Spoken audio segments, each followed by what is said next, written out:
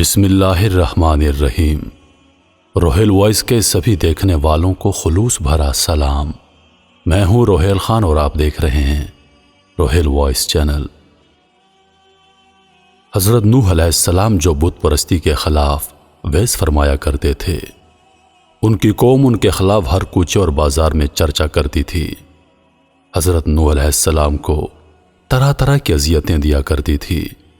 چنانچہ قرآن مجید کا بیان ہے جس کا ترجمہ ہے، اور بولے ہرگز نہ چھوڑنا اپنے خداؤں کو، اور ہرگز نہ چھوڑنا ود اور سوا اور یغوز اور یعوق اور نصر کو، اور بے شک انہوں نے بہتوں کو بہکایا۔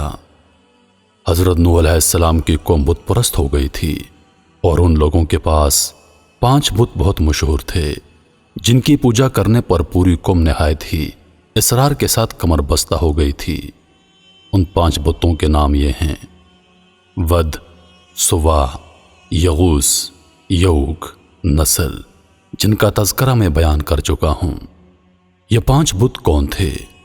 ان کے بارے میں حضرت عروہ بن زبیر رضی اللہ تعالی عنہ کا بیان ہے کہ حضرت آدم علیہ السلام کے یہ 5 فرزند تھے جو نہایت ہی دیندار اور عبادت گزار تھے۔ لوگوں کو ان 5 سے بہت محبت تھی۔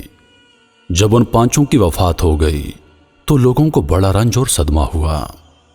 شیطان نے ان لوگوں کی تعزیت کرتے ہوئے یوں تسلی دی: تم لوگ ان 5 صالحین کا مجسمہ بنا کر رکھ لو اور ان کو دیکھ دیکھ کر اپنے دلوں کو تسکین دیتے رہو۔ چنانچہ پیتل اور سیسے کے مجسمے بنا کر ان لوگوں نے اپنی عبادت گاہوں میں رکھ لیے۔ کچھ دنوں تک تو لوگ ان مجسموں کی زیارت کرتے رہے، پھر لوگ ان بتوں کی عبادت کرنے لگے اور خدا پرستی چھوڑ کر بت پرستی کرنے لگے۔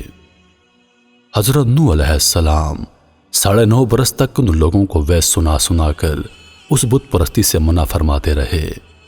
بالآخر طوفان میں غرق ہو کر سب ہلاک ہو گئے، مگر شیطان اپنی اس چال سے باز نہیں آیا اور ہر دور میں اپنے وسوسوں کے جادو سے لوگوں کو اس طور پر بت پرستی سکھاتا رہا کہ لوگ اپنے صالحین کی تصویروں اور مجسمے بنا کر پہلے تو کچھ دنوں تک ان کی زیارت کرتے اور ان کے دیدار سے اپنا دل بہلاتے رہے، پھر رفتہ رفتہ ان تصویروں اور مجسموں کی عبادت کرنے لگے۔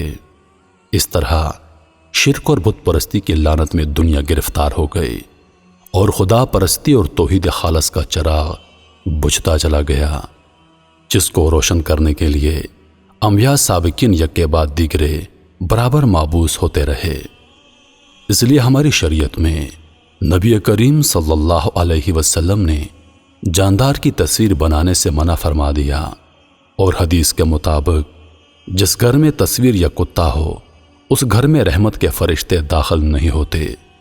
یہی وہ دور تھا جہاں سے بت پرستی اور شرک کا آغاز ہو گیا تھا۔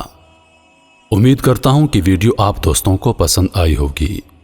ویڈیو پسند آ جائے تو لائک اور شیئر ضرور کر دیجیے گا، اور آنے والی نئی ویڈیوز کے لیے ہمارے چینل کو سبسکرائب کر دیں اور ساتھ میں موجود گھنٹی کے بٹن کو ضرور دبا دیں تاکہ ہماری ہر نئی آنے والی ویڈیو سب سے پہلے آپ تک پہنچے۔